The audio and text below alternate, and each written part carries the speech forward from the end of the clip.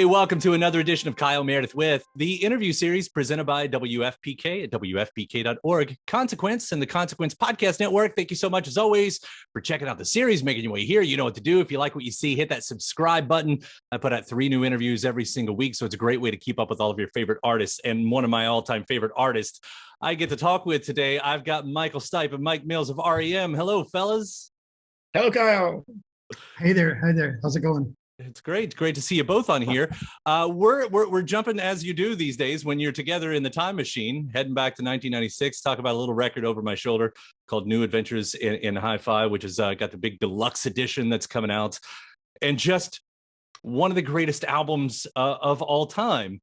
I know, as the story goes, a lot of these songs were recorded on the Monster Tour.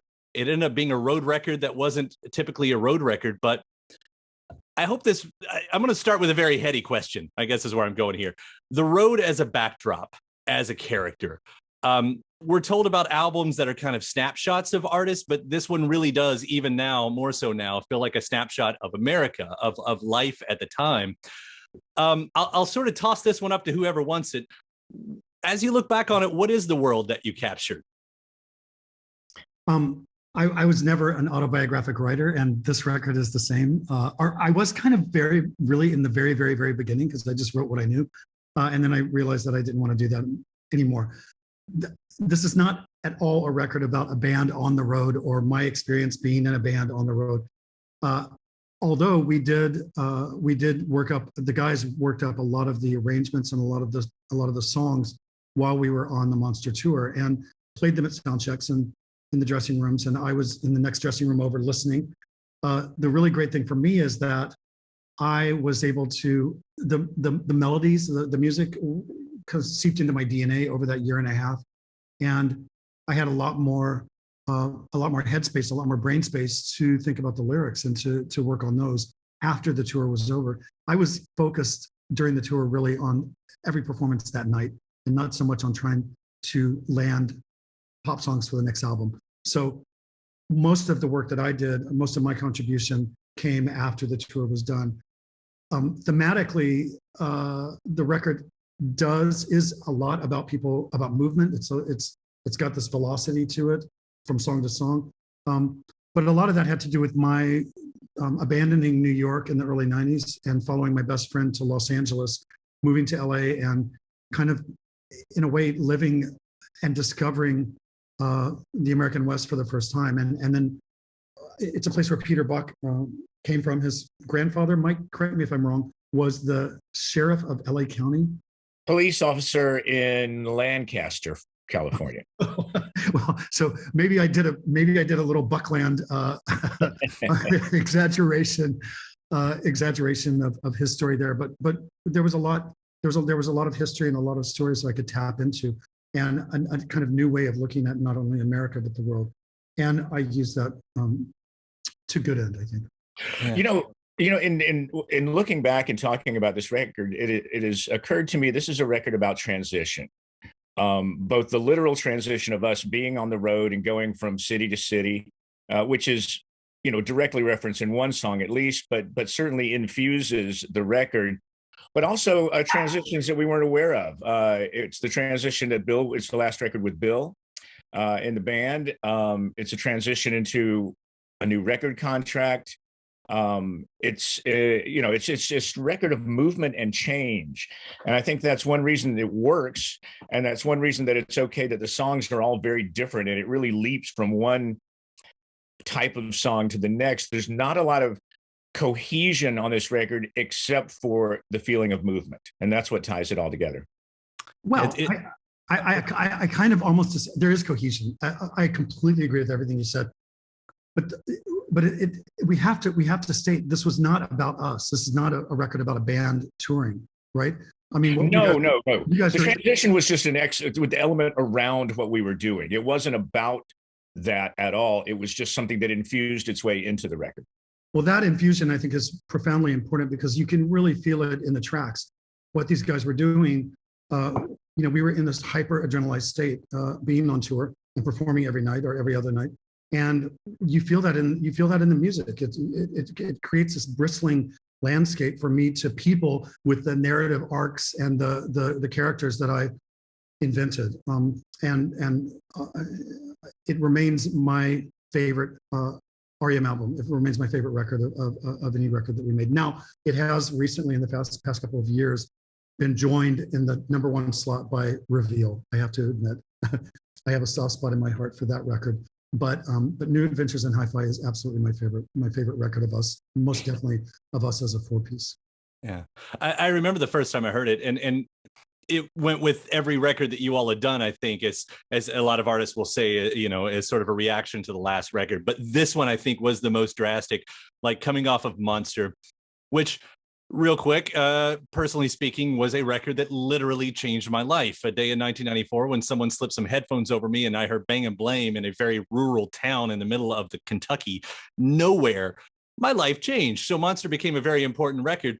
And then hearing this one, like, it's even more surprising hearing that so much of it was sort of created around Monster for it to be so drastically different musically speaking. And there are those moments where I feel like they do talk to each other, but where did that come from? I mean, here you are doing this, sort of glamish thing on stage, and then to go back and the music wasn't that. There's a I like the way you said that, the dialogue between Monster, the record that we did before that, the tour itself, and this album. You definitely hear it in the Wake Up Bomb. There's that ironic distance that we borrowed really from, Peter had moved to Seattle and bought a house with his wife at the time. And Kurt and Courtney literally bought the house next door. They shared a fence. I mean, they could look into each other's windows. And he became friends with all those guys. And so suddenly there was this really exciting thing that was happening in Seattle that Peter was a part of. And we had that. But we also had, U2 had released Achtung Baby and Zooropa, and we're applying this ironic distance to themselves to be able to kind of knock themselves down as celebrities and as public figures and as big pop stars. And that had a profound impact on me as a lover of music, also as a friend of those guys. I thought it was fantastic what they were doing, and it was my favorite thing that they'd done. So we took that same kind of ironic distance accidentally. I don't think we did it on purpose, Mike, but using glam rock as kind of a base, that's what Monster became, and that's what the presentation of Monster on the road in '95 became. In the background, we had moved beyond that. We were already on to the next thing and trying not to repeat ourselves. And in doing that, we wound up writing, as I said, my favorite record of us as a 4-piece. Yeah. Being up there, writing them like that, though, like, I think I've heard, maybe it was on liner notes, you all talk about like the spontaneity. Was that exactly, because when you're in a studio, I guess what I'm getting to, when you're in a studio, you have all the time in the world to work on a song, to change a song, to decide when a song ends. But doing it in this way, did a lot of that did it allow for a lot of that spontaneity to leave in there, both musically and with the lyrics? I have to say, Kyle, when you're in the studio and you're the last guy to turn in your homework, and you have Mike Mills, Peter Buck, and Bill Berry staring you down from the couch behind the control, you don't have all the time in the world at all. There was a lot of pressure, and we can look back on it and laugh, but it was intense at the time for sure. And these guys were always very loving and very thoughtful about the pressure that they put on me. But it was a high pressure situation. They had done their part; they were finished, except for the arrangements, and then helping me, with background vocals and such to support the vocal. But they were kind of done and twiddling their thumbs at one point. The onus was on me to now take what they had created and try to not bring it down, but bring it up, to lift it higher. Yeah. Spontaneity is great when you can get it, but you can't just produce a song spontaneously. Sometimes you get lucky, like How the West Was Won, certainly one of my favorites on that record. Literally, it was like creation ex nihilo. Bill Berry was playing a little drum part while I was sitting at the piano. I literally started playing that song, and it was written in about the 3.5 minutes it takes to play it. It was done, at least as far as the drums and piano part. So that was super spontaneous. And in keeping with that, I did the solo. It's that's a mighty nice word for what that piano piece is. But I tried to pretend like it was some guy we just dragged in off the street who'd never played piano before and said, okay, do something one time, you get one take, that's it. And that's what we did. And so what's on there, I'm not an improvisational piano player. I don't have riffs or licks on the piano. So I just sort of winged it. And I tried to lean on Thelonious Monk's dictum that there are no wrong notes. And, tried to apply that to this. And literally it was one take. And I said, that's it. That's all it gets. Yeah. And one of the greatest moments, in your career right there, just when it all arrives like that. There is I've heard you talk about that in the documentary too that comes along with this. And again, I'll mention the deluxe edition of the album Over My Shoulder that comes with all of this. But there's also a point in there where you say that there is a lot of religion on this record, but I hope nobody asks about it because it's not exactly what you think it is. But there is a lot of references. And I started thinking about religion as a writing tool, something that you had used before. And I was wondering if you could talk a little about that, because it seems like it's a very helpful tool to use when you need it. Well, it's a world that Mike and I both grew up in and grew up through, and it infused itself into our beliefs and the way that we treat each other, the way we treat other people. But I'm not a follower of scripture.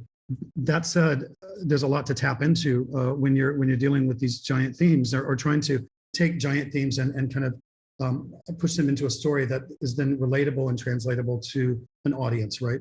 I'm thinking specifically of Undertow, I guess. And there's a degree in that song of denial on the part of the main character, where in the last line he accepts that he's drowning and he says, "I'm just going to give up and let this be what it is. I'm going to be like the birds," that he references throughout the song. But then in the last line, he says that his body, like all bodies, have to breathe. And so he'll just start breathing water.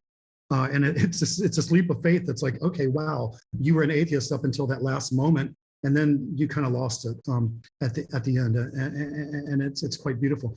Nick Cave, who else? I mean, there are so many people that tapped into scripture to create incredible careers. Nick Cave is the one person I can think of that really, the exemplary example of that, but it's something that I didn't necessarily want to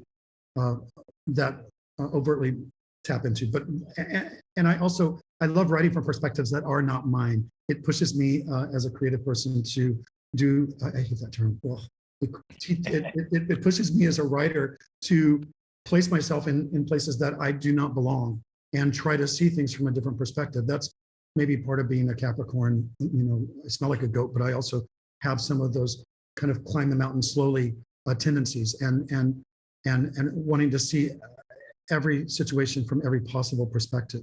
It also, I think, Mike, makes me maddening to work with sometimes. But anyway, yeah, enough about me.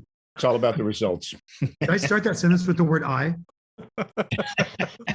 Maybe there's some interesting parallels. I'm drawing to the other anniversary that's happening, which is 10 years ago. And I think it's a few anniversaries, but 10 years ago, you all put out your final record. Fantastic. Collapse Into Now. You get the greatest hits. The final song we hear even is Hallelujah, as we talk about religion. We get to there, and they even share Patti Smith. I think that's the other big moment here.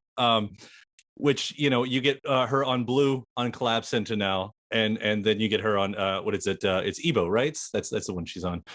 And I don't know. I don't really. I mean, I'm just all praising Patti Smith here in case we want to do that in a second. But Michael, on the documentary, you talk about you just wanting to reach out to her, and I think that was the first time. But I didn't get to hear about what that actually was like. I mean, you finally get to meet her. Here's one of your heroes. What was that moment for you? Well, we met over the telephone. I called her from a phone booth in a hash bar in San Sebastian, Spain, jet lagged as I've ever been in my life. And we were there with a bunch of friends that were there to celebrate the beginning of the European tour. Doug Copeland was there, Jane Pratt was there, Nena Cherry and her whole family, my goddaughters were there. Richard Linklater was there. I mean, it was super weird.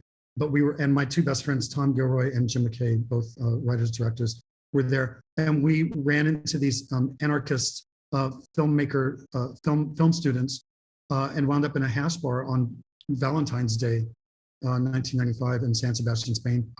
Mike and I had arrived from Singapore. We were insanely jet lagged.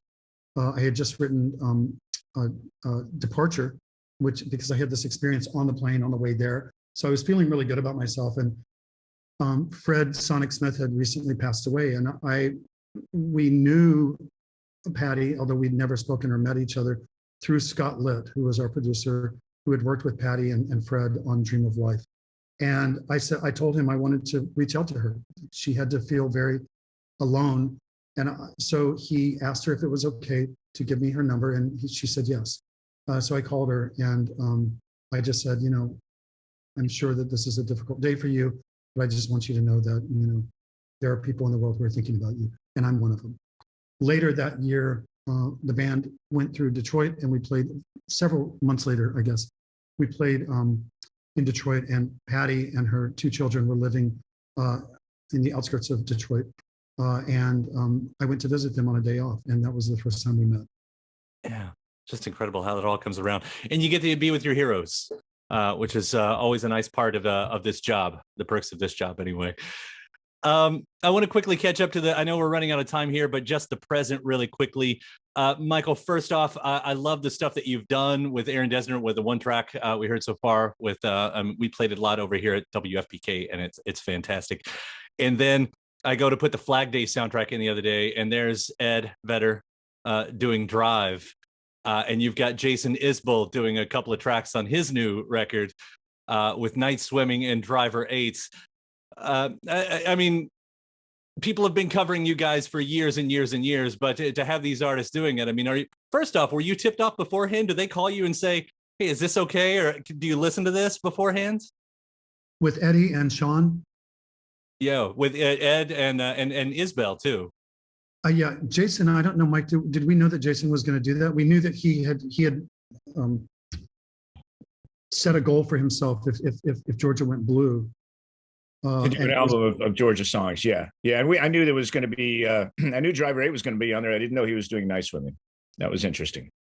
His melodic take on Driver 8, the way he rephrases certain lines, it makes me actually jealous. I listened to it several times and sang along. It was super great. And I wrote him a note. I've never met Jason, but I wrote him a note to tell him how grateful we were that he had done such a beautiful job with those songs. With Sean Penn and Eddie Vedder, we're great friends with Ed. So he reached out to say, look, I don't know if this is insane, but I'm going to do this. And are you okay with it? And what can we have it for the movie if it turns out good? And I said, without even, and we always check in with each other, but I knew where Mike and Peter and Bill live on this type of subject. And I said, you have our blessing. Like, please do whatever you want with it. I'm thrilled with the idea that people now feel comfortable covering R.E.M. because for the longest time, we seemed like the most uncoverable band. And maybe it's the material, and maybe it's I don't know what the subject matter, but people didn't really go there, and now they are, and that feels super good. It is weird. There's something odd about the amount of time that it took for us to go from being, however popular we were while we were extant as a recording unit, to the time when people felt comfortable recording us. And I always wondered why it didn't happen more often. I didn't lose any sleep over it, but I did wonder why. And now it's everywhere. I mean, there are people as famous as Jason and Ed doing things.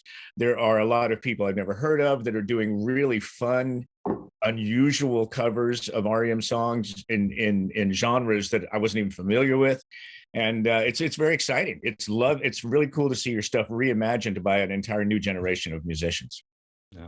I hum Airport Man, at least once or twice a week. So that's not covering, but I'm covering it around the house anyway. So if you're able to hum Airport Man, you're a better man than I am, Kyle.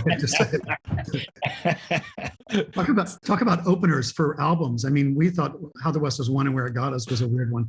And Mike, we also, when we played that show in DC for the Tibet House, the Tibet Freedom, we opened with Airport Man, right? Like a 6-minute version, and I'm in a fucking sarong. I mean, what were we thinking? Well, we're contrarians, you know, we kind of always have been, and we just really chose to expose that side of our nature for those two records. Yeah, thank goodness, because again, it's some of my favorite work that you guys have done. I'll just quickly ask then, what comes next? Is there more music? I mean, Michael, you've been putting out the stuff. Mike, either one of you got stuff on the way that we can, I'm a greedy bastard. I'm a fan. That's what is happening right now. Yeah. Well, the Baseball Project is doing a new record in January. I'm writing songs with a couple of different groups of people. I have two things coming out next year. A lot of shows where we combine classical and rock and roll. The concerto I wrote is being played at the Met in New York, which is very exciting. And we're going to be doing touring a thing where the first half of is something called R.E.M. Explored, which is two great arrangers taking 5 R.E.M. songs and completely deconstructing them and turning them into something. I don't even know what it's going to be because I haven't heard it yet. Second half of the concert will be my concerto with full orchestra. Very exciting stuff. And then we have something called A Night of Georgia Music, which is I curated songs either about Georgia or by Georgia artists. And it's all instrumental, but it relies on the virtuosity of Robert McDuffie, the violinist, and Chuck Leavell, the pianist. And it's a very exciting hour of Georgia music. Awesome. Well, I can't wait to hear all the stuff that does come from, whatever the future holds from both of you. In the meantime, we got the beauties like this right here. New Adventures in Hi-Fi, again, the deluxe edition. It's so much fun digging in deeper with all of this and the B-sides and all that. Guys, thank you so much for 40 years worth of music, and thank you for taking the time to talk about it today. This really meant a lot to me. Thank you. And stay tuned. There's more coming for sure. Awesome. All right. Take care, fellas. All the best.